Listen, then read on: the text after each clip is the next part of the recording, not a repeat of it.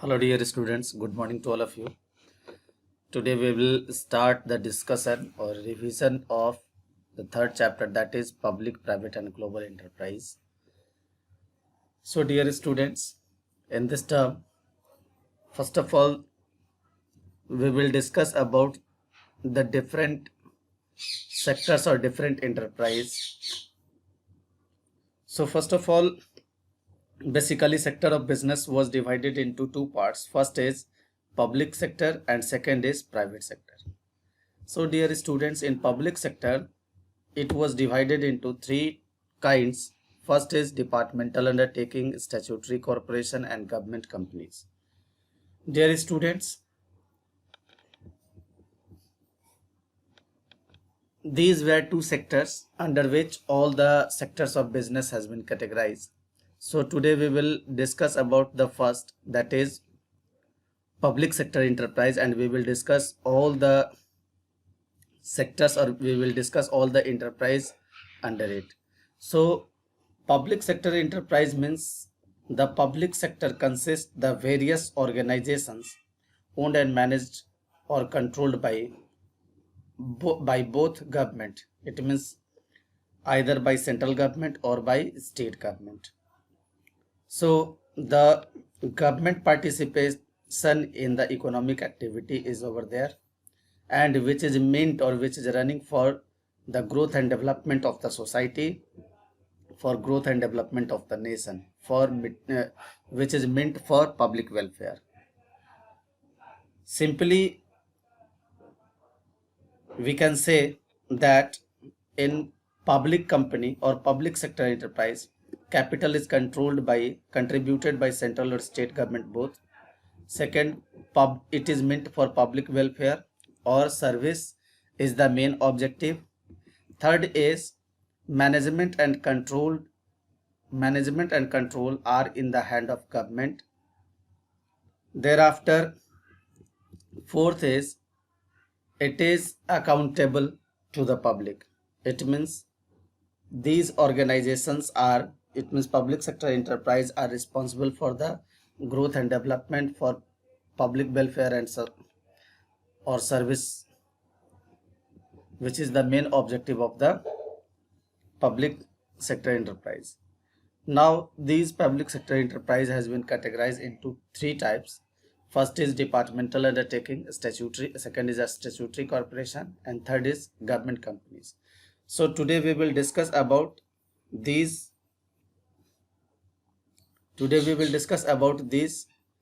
three. So first of all, we will discuss about the departmental undertakings.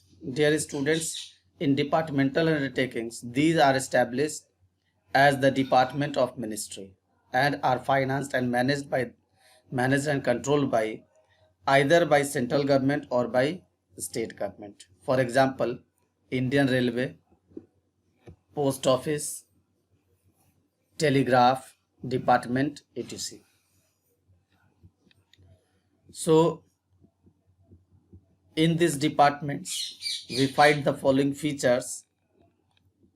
First, there is no separate entity or separate legal entity of these departments. These departments are completely related or completely, the existence of these departments are completely related with the existence of the state and central government. As the state and central government will change, their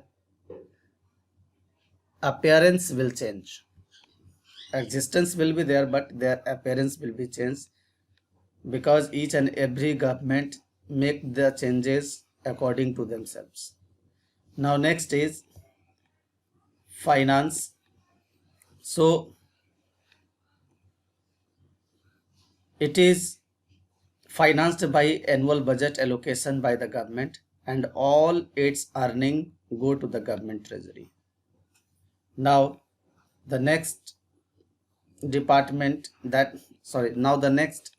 feature is accounting and audit. Dear students, in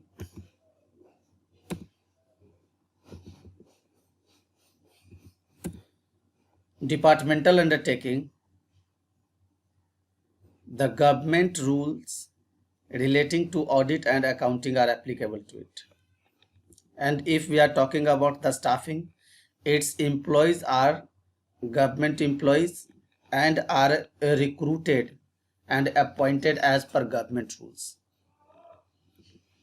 And these departments or these enterprises are accountable to the concerned ministry, like Ministry of Home Affairs, Ministry of Industries. So these are completely under the control of the particular ministry. Now, on the basis of above definition and above features, we find some merits and demerits in the departmental undertakings, and that is, first, it is more effective in achieving the objective laid down by government, as it is under the direct government control. Second, it is a source of government income and its revenue goes to the government treasury. Third, it is accountable to Parliament for all its action, which ensures proper utilization of funds. And fourth is, it is suitable for activities where secrecy and strict control is required, like defense, production, etc. Now, if we are talking about the demerits, it suffers from interference of ministers and top officials in their workings. So many times it lacks flexibility, which is essential for a smooth operation of the business, and it suffers from red tapeism in day-to-day work.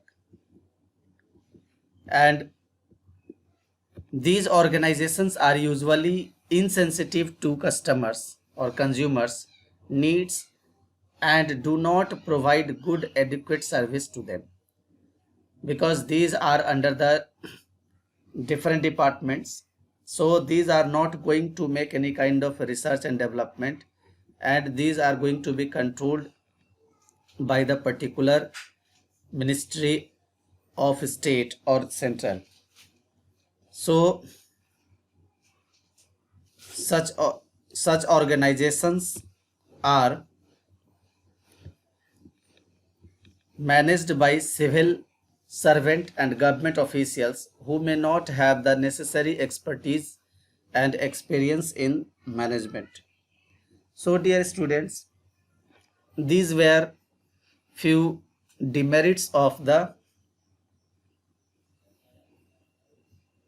departmental undertakings.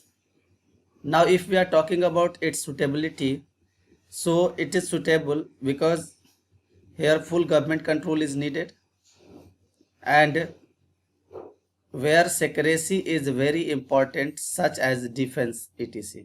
So for these kind of organization it is suitable. Now,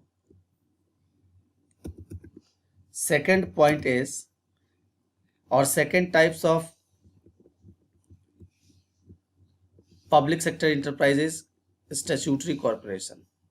So if we are talking about the statutory corporation, it is established under the special act passed in the parliament or state legislative assembly.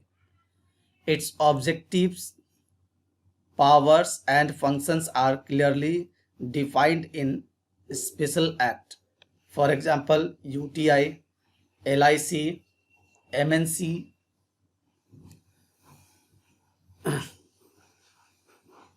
municipal corporation.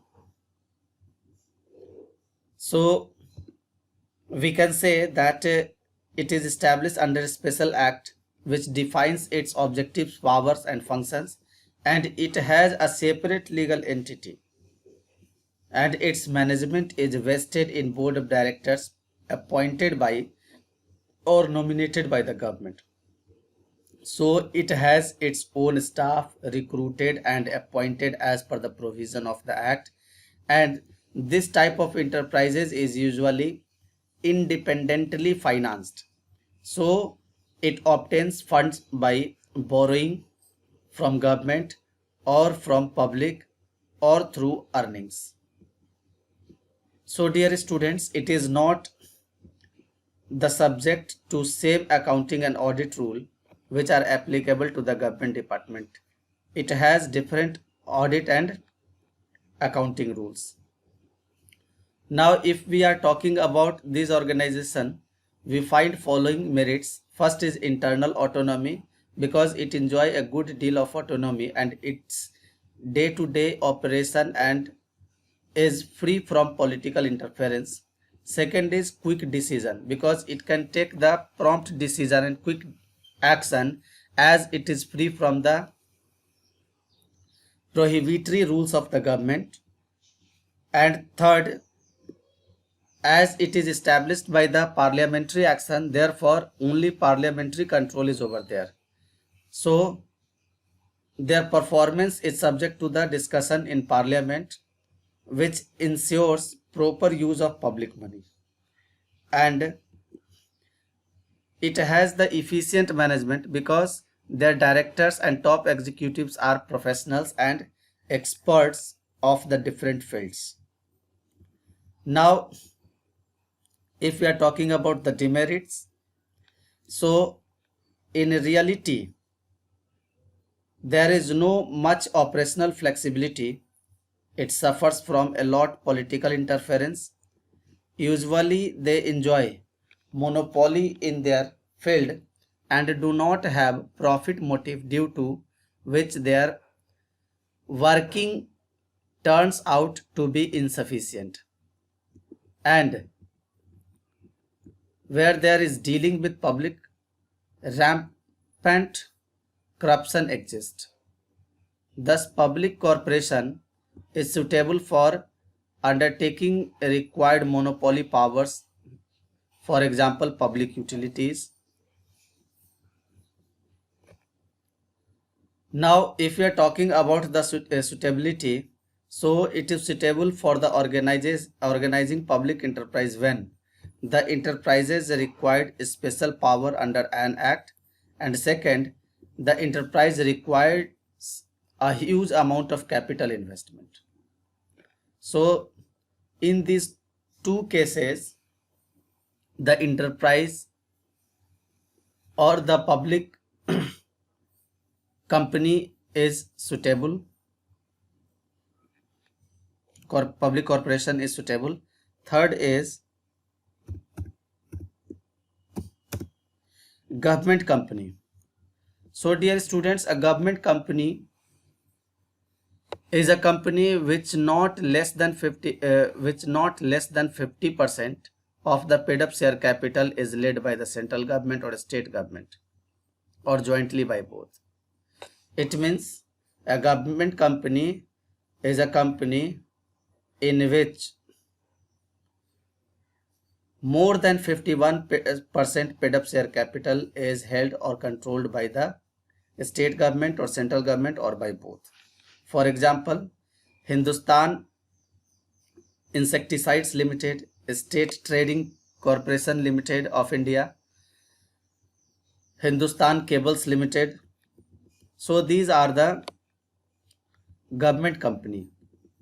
Now if we are talking about these government company, so it is registered under Companies Act 1956 or recent Companies Act 2013, or any other previous provision of Companies Act, or under any other scheduled Companies Act, and it has a separate legal entity, and its management is regulated by the provision of Companies Act, where the employees are recruited and appointed as per the rules and regulation and contained in memorandum and article of association.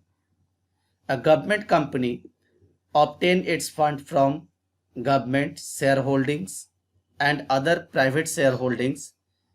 It can also raise funds from capital market by issuing its shares to the public in the open market. Now on the basis of above discussion, we find following merits in the government company. So first is, it can be easily formed as per the provision of Companies Act. Only an executive decision of government is required. Second, It enjoys autonomy in management, decision and flexibility in day-to-day working. Now, and these are able to control the market and curb the unhealthy business practices. So dear students, these were few merits of the government company. Now it has also some demerits, like it suffers from interference from government officials, ministers and politicians.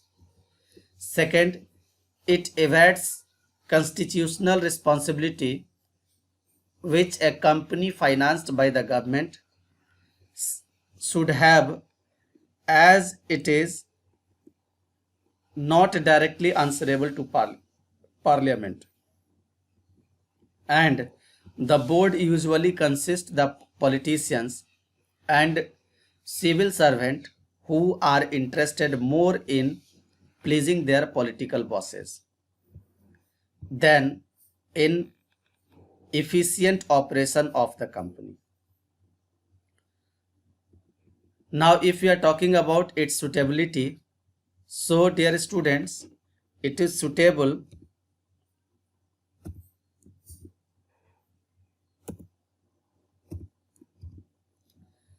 where activities related to finance or to be encouraged, and where the private sector is also needed along with the government.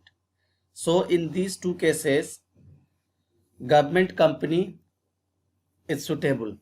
So dear students, I hope you all have got the today's topic, that is government company, statutory corporation and departmental undertakings. Thank you. We will discuss ahead in the next video today. Thank you.